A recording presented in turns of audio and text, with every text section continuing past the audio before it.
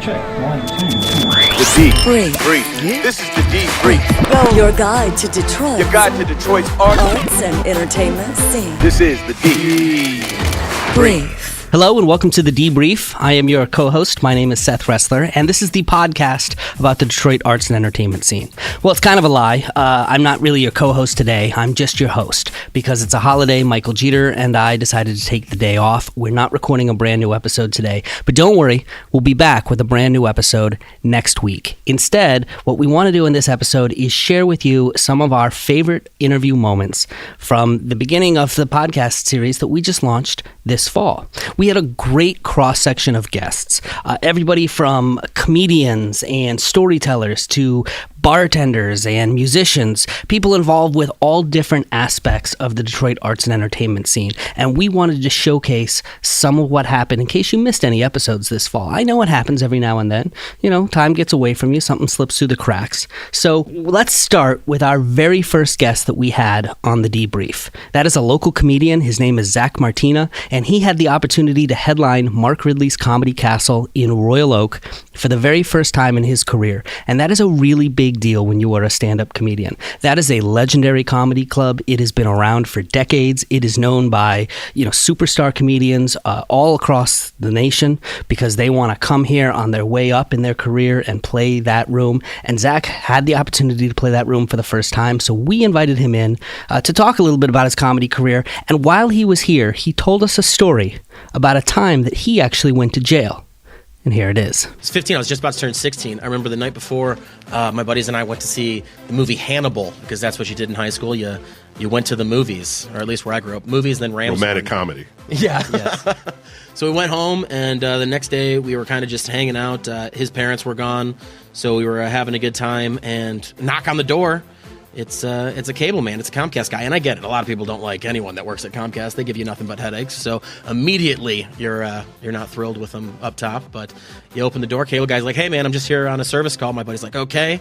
We go back to watching TV. We weren't even watching anything good. We were watching the ESPYs the next day, so it was a rerun. I mean, we were literally just killing time. Then all of a sudden, the feed goes. The guy cut the wire, and everybody loses their mind. I got these 5 giant friends, and they're all on the football team, and they're all just jacked up, like big muscles, small brains, and they are running around the house looking to get his little brother's toy guns. Next thing I know, they're dressed up like cowboys and bandits outside in the front yard, prancing through the snow with orange-tipped shotguns and purple blink space guns. We're like, so funny. We go back in the house. About a half hour goes by. Knock on the door again. We're like, oh, it's probably that guy asking if, where are your parents or something. Open the door, and it is the police department with their guns drawn. Wait, drawn? Yeah. Guns drawn. I guess the cable guy called his dispatch or whatever, and they called the police. He was in his van in the fetal position crying. Because my buddy, they were just outside running, screaming like, "Turn our cable back on! We pay our bills! We've got rights!" And he was in the backseat of his car because, I guess he just saw someone dressed like a cowboy holding a little toy shotgun, rifle, whatever. And he thought he was going to die that day. Wow. What town was this? It was in White Lake, Michigan. Oh, well. Don't sleep on the suburbs, man. Don't sleep on the suburbs. There's a whole lot of thugging going on. So wait, so what happened? But I mean, how does it go from that to you actually? So the cops, they demand all of the guns because the guns are still in the evidence room at that police department. They demand the guns. My buddies had the bright idea of hiding them, and then they just conveniently forgot where they were, and the cops took us and them in handcuffs 2 by 2 in cop cars to the holding cell where I spent 4 or 5 hours. I mean, it's not like some hardened story where I'm scared straight or anything. It is White Lake, Michigan. So you're still roughing up cable guys. And we got there and they charged us with something, and then we got to be part of some program that the school was putting on called Teen Court, where they could only sentence you to community service. And I remember Teen Court, you would just pick up trash, and I got let off because I had convinced my buddies that my dad was the most terrifying man in the world. And he wasn't terrifying, but he was very creative with his punishments. Like what? Like Hannibal Lecter. Like, my hair is really long and poofy. Because one time I wanted my brother to think I was going to electrocute him, so I pulled the battery out of a television remote control, and I tossed it into the bathtub, and I was like, zzz, zzz, and And I made him think I was going to do that to him. My dad didn't think that was funny, so he brought that 9-volt battery back and he made me lick it, and now my hair poofs out like this. It's like he's got electroshock therapy instead of grounding. So he was always very creative. He wanted you to learn a lesson you'd remember. Welcome to the deep. Brief. Bottoms up. Another guest that we had on the podcast this fall was Liz Cosby. She's been a bartender at a number of venues throughout the city of Detroit over the years, and she is now the president of the Greater Detroit chapter of the United States Bartenders Guild, an organization that's like a trade association for bartenders where they can hone their skills and learn more about their craft and network with other bartenders.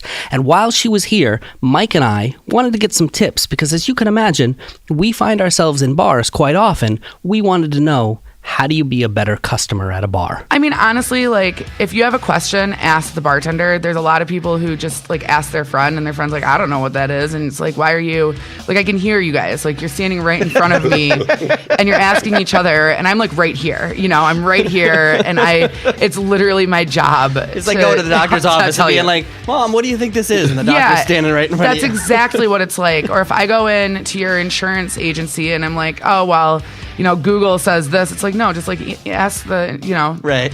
So that's one thing.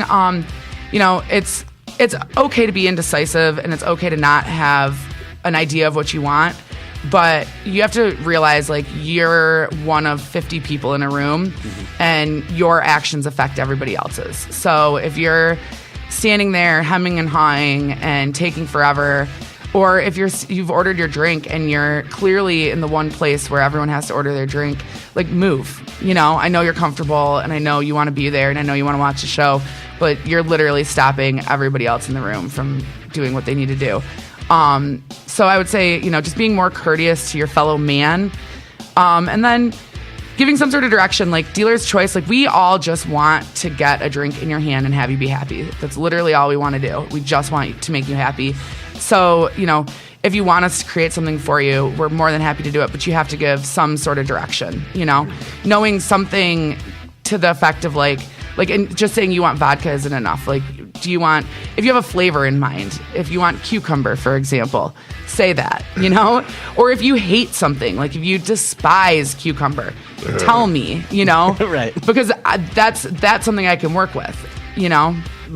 I have a question. The packed room, bars packed, people ordering drinks, someone's trying to move around to get your attention. What's the worst thing that they can do to get your attention? Because I know people pound on the counter, or hey, or they're whistle, or they're waving and stuff. I've seen all of that activity go on. Mike starts taking his clothes off. Yeah, I just one by one. It's like someone's going to pay attention to me. So I can't speak for every bartender on earth. Everybody has something different. Like, snapping at people is not a great idea. Pounding is not a great idea. The fingers, hands. Yeah, that's not cool. That's not cool. And, you know, in this day and age, like, if you're going to snap at somebody, expect to be snapped back, you know? Right. Like, I'll walk over to you, and I have no other people who will do the same and snap right back in your face and ask you what you want to drink and say, you know, hey, you don't like that either, do you? But that being said, to be honest, I would rather have you do anything to let me know you need something than just stand there silently waiting for me to read your mind. That's my personal, like, so many times somebody just stands there and you're like, hey, can I get you something? And they are not paying attention, and they're just standing there, and then they're like, hey, we've been standing here for forever.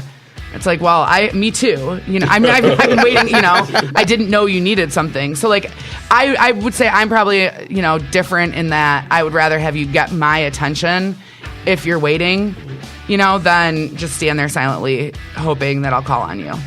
My girlfriend gets mad at me all the time because I pay for everything with credit card, and she says you should always tip in cash. So there's like the rebellious part of me that thinks like everyone should just have cash all the time. Like, really, every time you run your card, you're paying large credit card companies to get richer. So, like, credit card systems as a whole is another topic for discussion.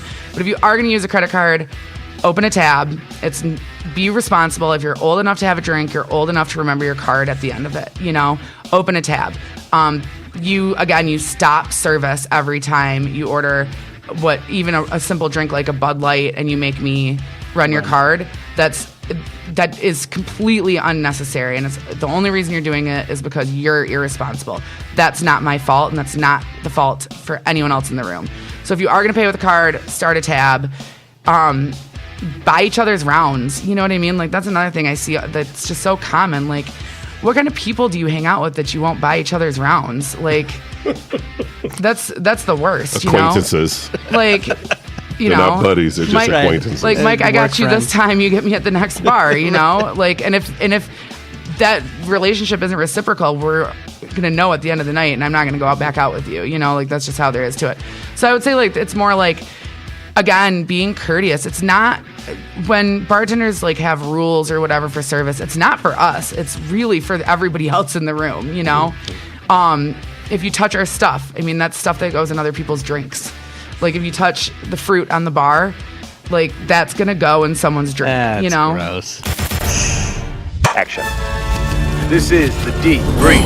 On the screen. Movie critic and celebrity interviewer Greg Russell has been a staple on Detroit television and radio for decades, and when he stopped by the podcast this fall, he told us not only the story about his career, but also about the careers of a number of other television and movie celebrities who come from the Detroit area, starting with none other than Bruce Campbell. He and I shot a TV pilot together when we were both in our 20s, so I don't want to say how many years ago that was, but called Classic Car Magazine, and it's very funny. I think you can even find it on YouTube. If you look at both of us, we look like we were on some type of drug because we were both so skinny. I think we both had like 30-inch waist or 28-inch waist. I had, an afro, now I've got an infro, and, just... But it was a lot of fun, and I just remember... I met him and Sam Raimi and a bunch of that whole group at that same time. In fact, Sam did another movie originally entitled The XYZ Murders, but now it's called Crime Wave, if you find it out there anywhere. And I was in that movie. But I don't have a speaking role, but I should have been credited as back of head guy because I was on set every day. And one day I'd be wearing a suit and you just see the back of my head at a desk. Next day I'd be wearing a suit. You'd see me behind the counter. Next day I'm wearing a suit. I'm, in an office. Does that get you in the union? Actually, I am in SAG. But, oh, you are? Yeah, but I didn't get in because of that. Because they were going, no, back ahead categories. Yeah, We're really. sorry. All right, let me ask you about some others then. Kristen Bell, who I love. I love Veronica Mars. I love her new television show that's out now with Ted Dan. That show's Yeah. funny. Good Place. Good Place. That show's hilarious. She's an absolute sweetheart. Like I said, born and raised here. Her dad, Tom Bell, is actually a former news director, I think even at Channel 2, and also for a lot of the radio stations like WWJ back in the day, because my brother Cliff worked for him, for a while. So I think he's out in Utah now. But yeah, she was born and raised here, grew up in Huntington Woods, and everybody I know claims to have been her babysitter. Another guy that I'm a fan of, and this is a guy who, he kind of like Woody Harrelson, who, when you first saw him in like Dumb and Dumber or something, you were not fully aware of how much he could do. His opening monologue in Newsroom on HBO. The greatest. Oh my God, Jeff Daniels, of course. Is that a guy you've run Met into Jeff over the years? several times, and it's so funny that you brought up that monologue from the show. I was talking with Jeff 2 years ago at the Toronto Film Festival, and we were talking about the program. That was actually the very first scene they ever shot for that show. Oh. And he said they knew that scene was either going to make or break the show. Well, obviously, it made the show. Oh, absolutely. I was coaching a high school speech and debate team at the time, and I remember bringing that monologue in and like breaking it down line by line. I mean, it was that good as to here's what an amazing Do you have a speech whistle? is. And Yeah, oh, absolutely. a little stopwatch and the whole nine yards? Yes. Take a salt tablet. Little short, coach's shorts. All right, team. Mike and I are both comedians, so we obviously want to know about the comedy guys. Yeah. Tim Allen. I always tell people I started out, I wanted to be a comedian at one point in my life. So I went over to Mark Ridley's Comedy Castle back in the day. And the guys I started out with were Tim Allen, Dave Coulier, and Mike Binder. Wow. You can tell the three guys who took it very seriously. Right. As compared to me, I was more of a monologue person because I always loved Johnny Carson. Mm-hmm. But it was great to see, like with Tim Allen, just his growth from becoming an open mic night guy to all of a sudden becoming the headliner guy, to then having his HBO specials, and then still coming back to Detroit. There was one point when Mark Ridley's was on Woodward, and Tim would come there on open mic night just to, do some new material. They would have to pull names out of a hat to find out who was going to follow him. Wow. And you always felt bad because Tim would go up and, I mean, just his timing was just so great. And whoever went up behind him, it was like, just, oh, God. So what do you say to the chicken across the road?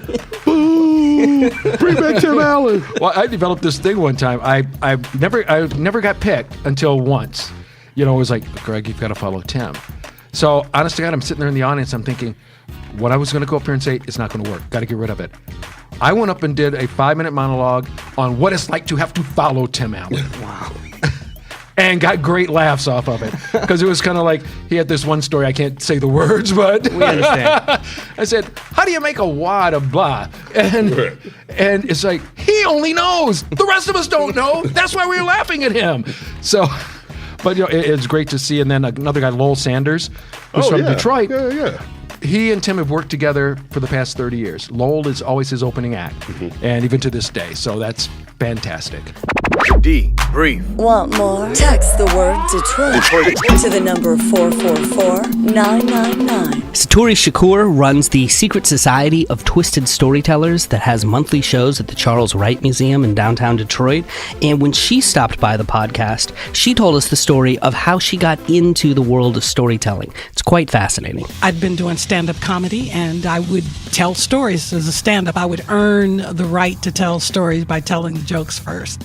And I'd earned that respect, so I tell the stories, and people liked the stories. And when I met the Moth in 2010 at Cliff Bell's, it was like, storytelling? I mean, I can tell a story from beginning, middle, end. They don't have to laugh. And was that freeing, that idea? Because I know, when I first started dabbling in stand-up, I would try and still tell stories, and you sort of realize pretty quickly that in stand-up they expect laughs per minute. They expect a number of punchlines that you have to do. And so you kind of have to either work the plot around the jokes or whatever. So when all of a sudden you're like... entertaining. When all of a sudden, did that open up boundaries and kind of... Well, I was used to telling stories as an actor, very dramatic stories. It was just going from speaking in front of people as a stand-up to speaking in front of people as a storyteller, that if the laugh didn't come, that I was uncomfortable because I'm used to that rhythm. And so I had to relax into just being. And so just being gave me access to being even more funny because I'm really an improvisational artist. I rather when I was in LA, I didn't know you had to write the bits out and write the act out and say it over and over every time, because I was growing. And so whatever that joke was, I didn't know how to tell it again where it had, because it wasn't true anymore. And I didn't know how to, and so I would just go on stage and start talking. Do you still do it that way now, or do you write I'm out? a host now. Yeah. And your stories are all... No, a lot of my stories are crafted because I tell them on different shows. Right. I did Risk the other night, and at the Risk show that has the podcast, I did that at Magic Bag Sunday. Okay. Was it Sunday? Yeah. Monday. But there's a whole storytelling circuit now, right? Saturday night. I mean, there's a whole world around. It's a whole world of storytelling, yes. And the Moth, I believe, opened that up.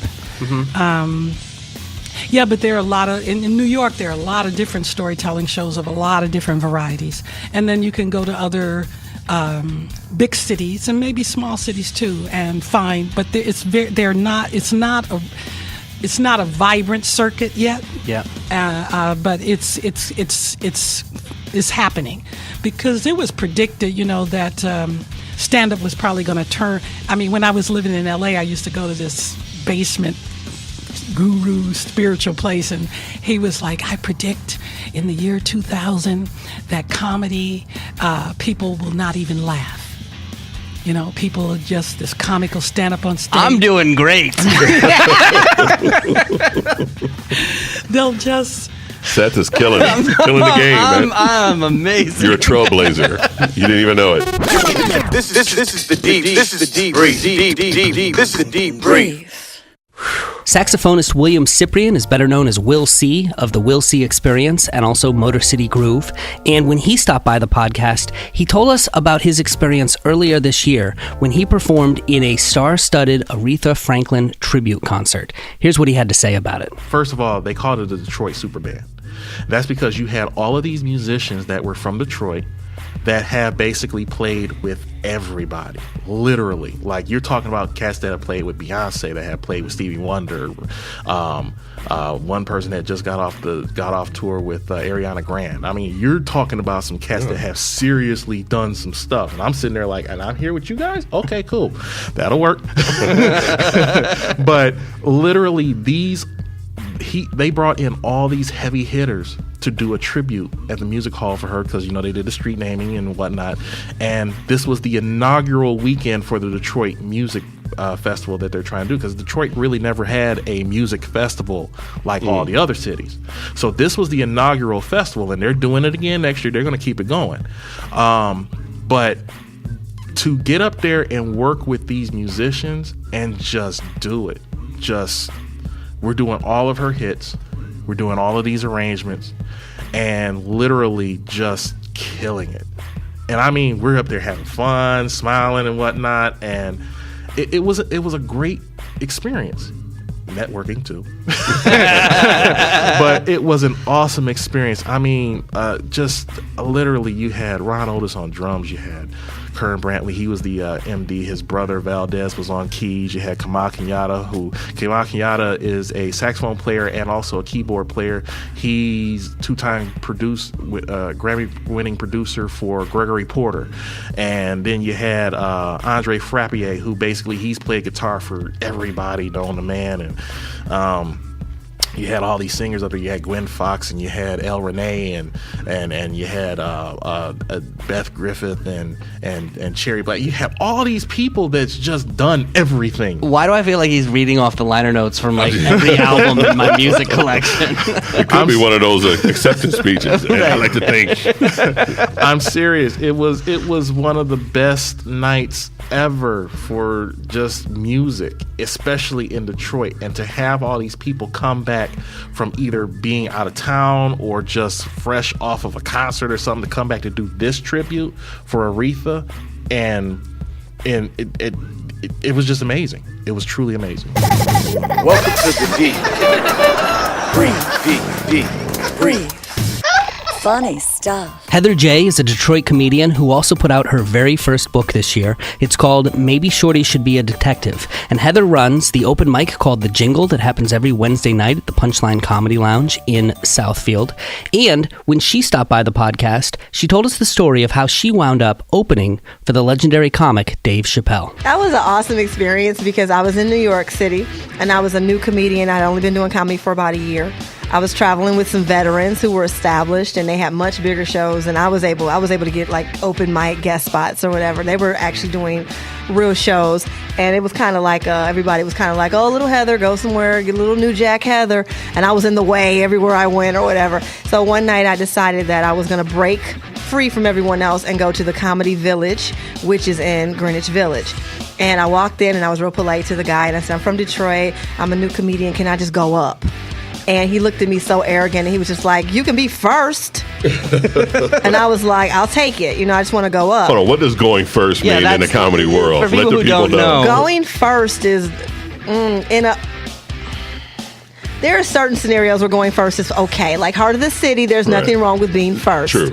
But for the most part, when you're talking about a showcase or a show, first is usually relegated to the weakest comic or the newest. It's like being picked last for your kickball or something like that. It's like you can go first because the audience isn't quite warmed up yet, so you're still having to fight them a little bit.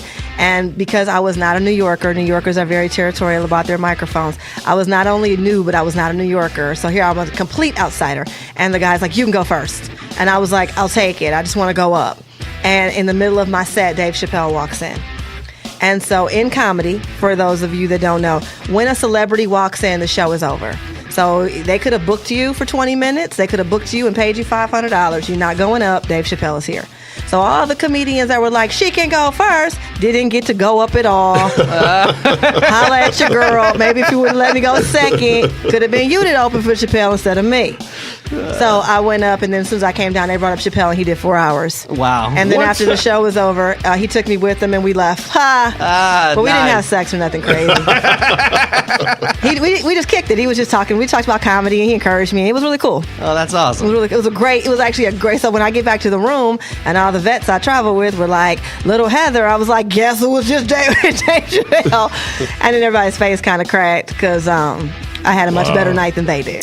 Can't get enough. This is the debrief. Subscribe in Apple Podcasts or wherever you find your favorite shows. Steve Johnson is the author of a book that's all about Detroit beer, and he runs Motor City Brew Tours. Now, if you've never been on a beer tour, it's a fascinating experience, and we asked Steve to tell us what actually happens when you go on one of these tours. Well, like a typical format is we'd pick you up, you'd jump on a bus, we'd take you to 3 breweries in about 4 hours, and at each of the stops you'd get tours and tastings and the whole VIP treatment. Nice. So these tours are all driving tours, bus tours? So it's a mix of bus, walking, and then we do bicycle tours May through September.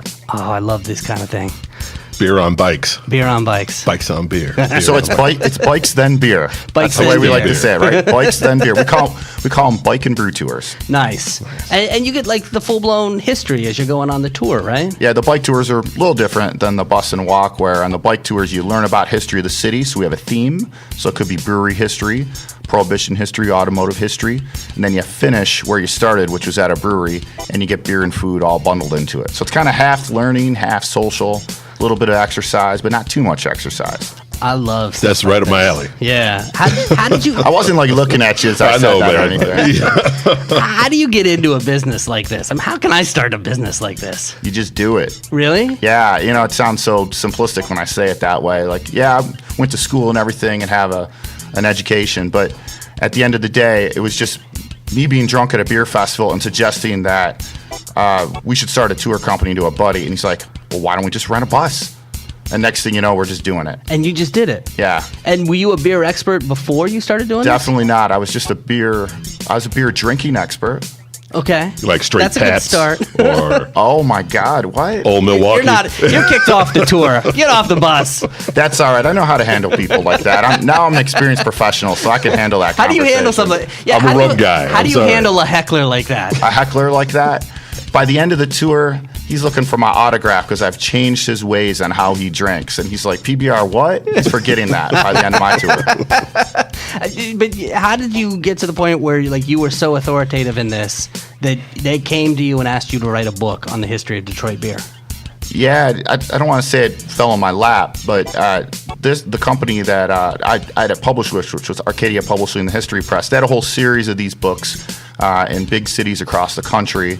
And the job of the person who found me at the publisher was to find someone with a resume that knew something about the beer history in that area. And I just happened to do bike tours to breweries where you learned about history. So if you had thought of it, I basically had a perfect LinkedIn profile for this, right? Like when I look at it now, I'm thinking, all right, if she went on LinkedIn, she could see I run this company and I published a book. She would say you're the guy. That's kind of what a headhunter for a publishing company would be doing. Right. Yeah. And this is your first book. You'd never written right. before? I'm not I didn't go out to write a book. Right. Just the opportunity came my way and I went after it. Did you have to do a lot more research for the book above and beyond what you'd already done?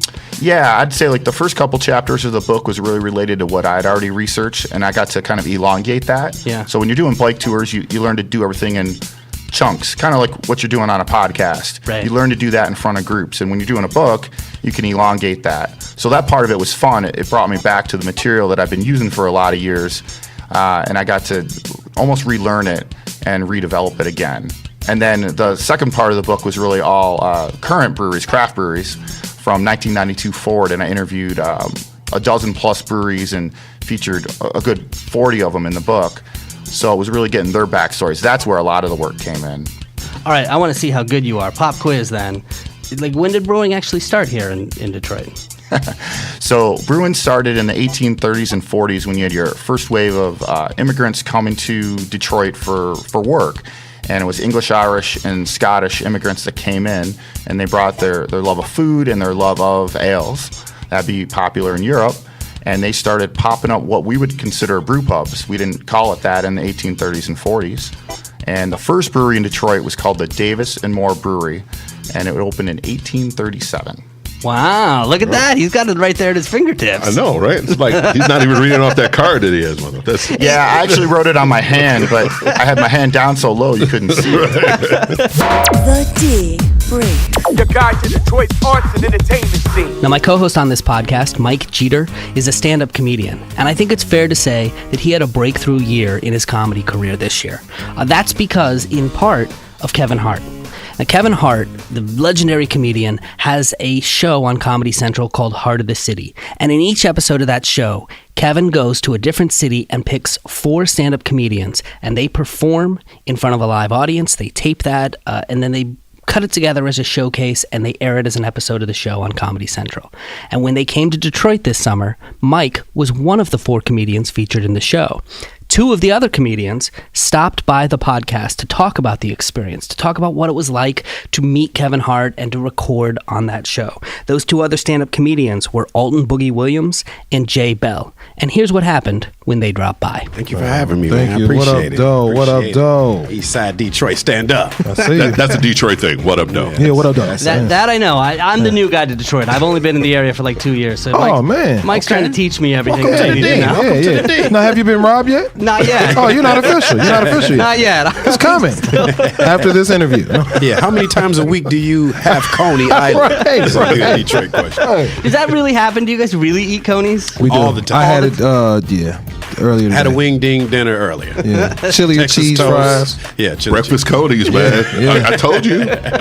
Get chili and cheese on your hash browns. It's the greatest thing. All right, Yeah, I'm in. Where to go? Come on, wait a minute. You eating that stuff? You dogging me about a diet? Yeah. That's how you show up immediately. Like, what's up, Jeter? What's up with these calories? Right. Yeah. Chili cheese. That's what you're missing on that can. This sugar-free pop isn't happiness. All right, guys, let's talk about the big special. It's happening Friday night on Comedy Central. This is the Kevin Hart special. Tell me what happened. Tell me what it was like to perform this. Where did it go down? You know, what did you guys do? How were you picked? Man, I got the call from Seth. Shout out to Seth. Is Logan, one of the producers.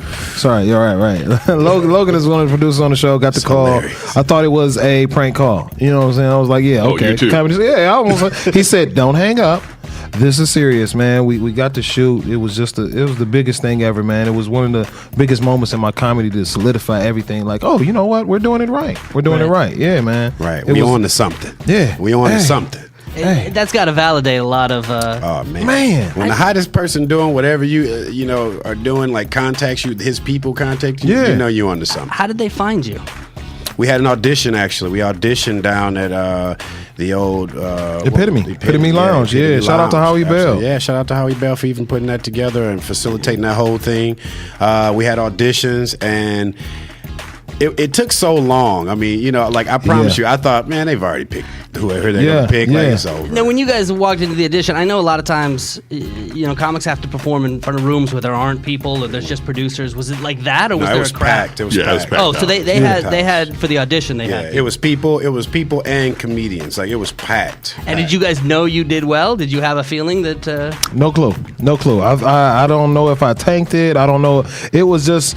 Nobody knew how because there were no judges there. There was no 5.9. Like you had none of that. It was just you go up, crowd reaction. Hope they like it. Right. There were a lot of comedians there. A gang of because he had it like once a week. Like it was once a week, and he had the showcase. So it'd be like a group of comedians. Like I don't know how many. It was like 15? It felt like it was it felt like it was like 20 plus, man. Yeah. It was my felt like it was like 20. We had our show. Yeah. Felt like it was a bunch because Jeff Horst was on. We was there that day. We all were there. You were there. Like it was awesome. And these are all other people that you know from the scene. Yeah, well, Jeff Horst is actually the fourth horseman. Right. That's funny.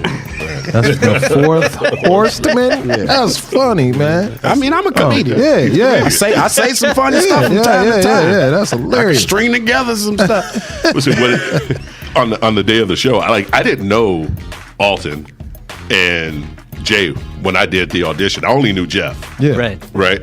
And then the week before we were called to be on the show, I met Alton. I did his show out at Punchline, the comedy club in Southfield. That's a brand and that's new when I met him. Yeah. But I didn't know his name was Alton. I only knew him as Boogie. Right. So when I'm sitting in a room, I knew Jeff was coming. He walks in. I'm like, hey, man, what are you doing here? He goes, I'm on the show. I was like, wait a minute, you're Alton? And that's how, so I know his name now. Then Jay came in, and that was the first time I met Jay. Right. But I knew of Jay because I knew he ran shows and stuff in Detroit. Right. So it was kind of like, like the usual suspects getting together, right? Yeah. And we hit it off, man, and it was man, that those 2 days were magical. They were. The They day were. we recorded was ridiculous. It was ridiculous. It was. So 2 days. What were the 2 days? The first day we actually met to go over wardrobe, go over what the shoe was going to be like, what we need to do. Get the yes or no on your outfit. on your outfits. and all That was real. That was real. So you Boogie was ready. You bring in clothes. Boogie had. I know what to do. I got this. And director came in, saw his outfit. That's good. All right. I wasn't ready. They turned down everything. And I was, Really? What'd you come in with? Man, I had. I'm like, I'm gonna kill him with these checks, right? He's like, no, man, checks don't work on TV. Man, I was like, all right, turns into cool. wavy lines. Right. Turns into wavy lines. Yeah, I was like, yeah. all right, I got this white shirt that's gonna be on. They're like, He's no white. No, as black as you is. Nope. That's hilarious. And I was like, okay, I have this shirt I'm wearing, and I just got dry cleaning out my car. He goes, perfect. I was like, damn. I remember that. Yeah. My outfit was limited because I didn't have no money. So it was like, this is it. But don't even try, man. Everybody came in there clean. We did come in there with new Jordan boxes. We came in there with two Jordan boxes. Like, what do yours look like? What number you got? Like, I got the patent leather, white and blue, boys. Shout out to Jeff. Jeff was the most humble with the outfit. He was like, I'm just wearing this shirt. I got these shoes for $3. Man, y'all so frugal. Show me something different. Frugal. He's like, this whole outfit was like $15. I was like, brother, you and it are looked good. winning. Yeah, my shoelaces. Yeah, you are winning. Man. Right, my shoelaces cost more. So I gotta know. I mean, tell me how you guys got started. Tell me about the first time that each of you performed. Man, when I first came into comedy, my cousin was a rapper, and he wanted to do a record release party. So he said, host it, do comedy, man, do like 10 minutes. I said, I'll do about 3, and we'll leave it at that. So I did the 3 minutes, did good. So they had the place rented out till about 2 in the morning. They were done at 12:30. He said, get up on stage, man, and just tell some jokes. I'm like, cuz it don't work like that. You got to prepare this. So he said, I took a shot of Hennessy, I will never forget, got up on stage and blacked out for a minute, and then went into a set. It was like 15, 20 minutes had went by in my mind. He's like, cut. I get off stage. He hit me in the chest so hard. He said, cuz, you was on stage for 1 hour and 45 minutes. What? We had to change the tape. They had a 90-minute tape in the camcorder back then. This was 04, May 4th, 2004. Right. He said, we had to change the tape. Wow. Yeah. I was like, what?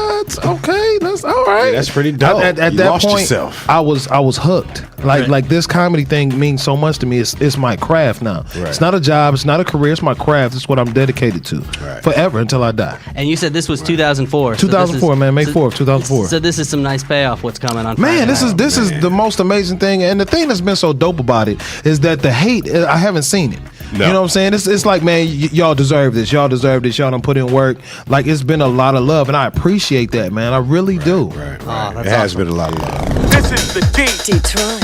This is the D Brief. So there you have it. That's a taste of what's happened on the first several episodes of The Debrief. We've had an absolute blast doing it, and we're looking forward to coming back with more episodes in 2018. And we're going to be covering everything in the Detroit arts and entertainment scene, from music and comedy to theater to food and drink to sports, you name it. And big announcement that we've just made, we are now looking for a third co-host to join Mike and I every week on The Debrief. So if you're into all that kind of stuff here in the Detroit area, please let us know. You can go to thedebriefdetroit.com/co-host, and you can find all the details there. If you're interested, just fill out the form. Let us know, and we will take a look, because we're absolutely looking for somebody to join us on the show and help us spread the word about all the really cool, exciting things that are going on in this city.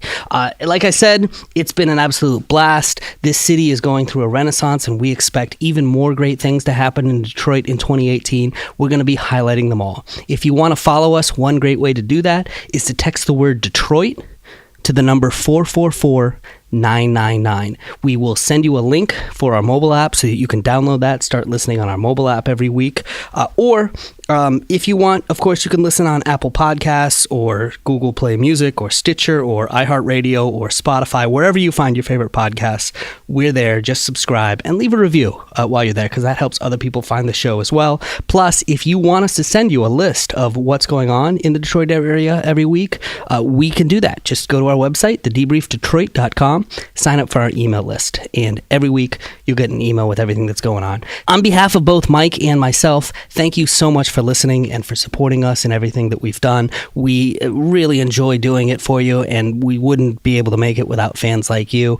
So we just want to say Happy New Year. The Debrief. Your guide to Detroit's arts and entertainment scene.